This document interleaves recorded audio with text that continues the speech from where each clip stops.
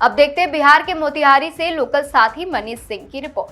Motihari police की कार्रवाई पर उठे सवालों के बीच सुगौली के पूर्व विधानसभा प्रत्याशी जितेंद्र तिवारी को न्यायालय से बड़ी राहत मिली है। आरोप था कि नेपाल में बनाए गए एक वीडियो को सुगौली थाना क्षेत्र का बताकर उनके खिलाफ मामला दर्ज किया गया था। पुलिस कार्रवाई के बाद जितेंद्र तिवारी को गिरफ्तार कर जेल भेज दिया गया था। अब मोतिहारी न्यायालय ने मामले की सुनवाई करते हुए सभी साक्ष्य और तथ्यों की समीक्षा की। अदालत ने अभियोजन पक्ष के आरोपों को प्रमाणित नहीं पाया और जितेंद्र तिवारी को दोष मुक्त कर दिया। न्यायालय से बरी होने के बाद उनके अधिवक्ता ने कहा कि अदालत के फैसले से स्पष्ट है कि आरोपों के समर्थन में पर्याप्त प्रमाण नहीं मिले। जितेंद्र तिवारी थे, उनका आज कोर्ट में क्या हुआ है? रिहा हुए हैं।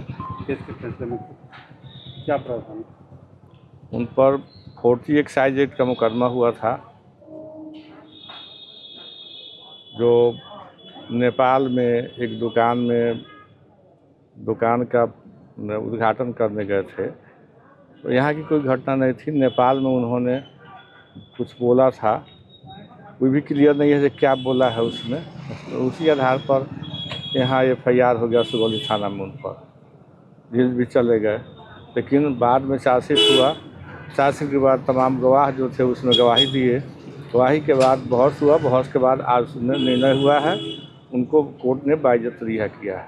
माननीय न्यायालय के द्वारा एक्साइज कोर्ट नंबर 1 के द्वारा उनको रिहा किया गया है। क्या नाम हुआ सर? नागेश्वर तिवारी, अधिवक्ता। सर, आप पर शराब बिहार में शराबबंदी है, फिर आप शराब का मामला दर्ज हुआ था और मोदी जी के काला झंडा दिखाने का मामला दर्ज हुआ था, क्या हुआ? देखिए, जिला प्रशासन जो है आहत था। मेरे प्रधानमंत्री के सामने काला झंडा दिखाने की वजह से जिला प्रशासन आहत था। इस वजह से मेरे सोशल मीडिया के पेज को 7-8 महीना 9 महीना पहले की खबर को उन्होंने निकाला और वो देखा कि नेपाल के ज़मीन पे एक होटल उद्घाटन का मैं मुख्य अतिथि हूँ, वहाँ मैं उद्घाटन किया हूँ और उससे जोड़ करके ज़बरदस्ती का शराब का केस मेरे ऊपर किया गया था। और उस घटना को दिखाया गया कि ये घटना सुगौली कुरुमटोला का है। ये घटना सुगौली कुरुमटोला का है। मेरे घर का एड्रेस पता बताया गया था और दुर्भाग्य है कि FIR किया थाना प्रभारी ने। और उससे भी बड़ा दुर्भाग्य है कि IO झूठा जांच किया। इन्वेस्टिगेशन केस का जो होना चाहिए उचित तरीके से वो नहीं किया, झूठा जांच किया।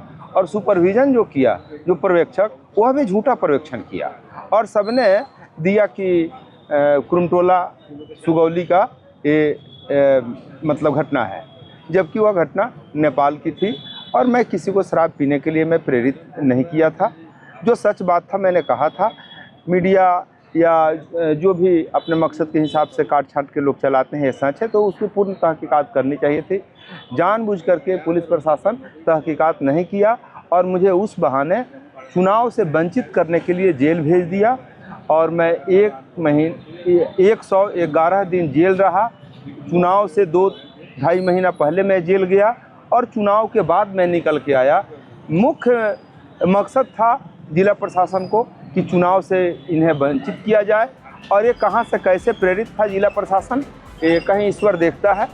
और न्यायाधीशों के नज़र में ये आया, त्वरित मुझे न्याय मिला है। मैं न्यायालय को धन्यवाद देना चाहता हूं कि पुलिसिया जुर्म के खिलाफ न्यायालय ने अच्छा फैसला दिया है। मैं उस फैसले का स्वागत करता हूं और मैं पुलिस वाले को मैं आग्रह करना चाहता हूं कि आप लोग ऐसा अन्याय नहीं कीजिए, गलत नहीं कीजिए जिसके वजह से किसी के साथ पुलिस से विश्वास हट जाए। क्योंकि पुलिस पे बड़ा भरोसा होता है। अपना भाई भी किसी का अगर मारता है ना, तो वह व्यक्ति पुलिस के पास जाता है और उस पुलिस डिपार्टमेंट से अगर भरोसा उठ जाएगा तो फिर समाज का कोई ऐसा विभाग नहीं रह पाएगा जो समाज में समरसता स्थापित कर सके या किसी को साहस और शक्ति प्रदान कर सके। विधानसभा चुनाव लड़े थे, कहीं राजनीतिक षड्यंत्र तो नहीं? निश्चित रूप से राजनीतिक षड्यंत्र था।